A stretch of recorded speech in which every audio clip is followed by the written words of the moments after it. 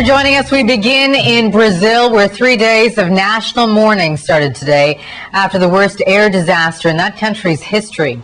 A Brazilian jet had attempted to land at the airport near downtown Sao Paulo. It's surrounded by businesses and office towers, and that meant disastrous results when the pilot tried to abandon the attempt. Nearly 200 people died in the crash. The CBC's Allison Smith picks up the story. This morning, smoke still drifted from the crash site as rescue teams worked to retrieve the charred bodies of the victims. Grim remains from an exploding inferno. Investigators say temperatures inside the plane would have been a searing 1,000 degrees Celsius.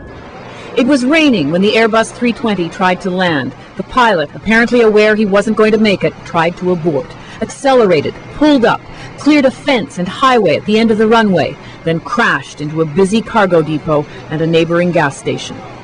Inside the terminal, awaiting families were frantic for information. "It's our family here," this man shouted. "They say they don't have a passengers list. I've been flying for 30 years. How can they not have a passengers list?" this man demanded. Then worry became collapsing grief. This woman's 7- and 12-year-old sons were on the plane. Congonhas is the busiest airport in Brazil, popular, heavily traveled, a convenient downtown location amid the skyscrapers of South America's biggest city. It's also a runway that some say was an accident waiting to happen. Pilots nicknamed it the aircraft carrier. It's short, with no margin of error for big, heavily loaded jets. For a brief time earlier this year, a judge banned landings of some big planes here because of safety concerns. The runway was recently resurfaced, and there was more work to be done. The surface had no grooves.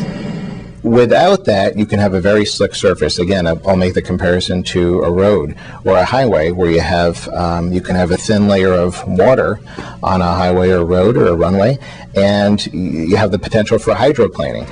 There has been ongoing criticism of air safety in Brazil. In fact, statistics show Latin America and the Caribbean have an air accident record 3 times worse than the world average. This was the deadliest accident in Brazil's aviation history. Allison Smith, CBC News, Washington.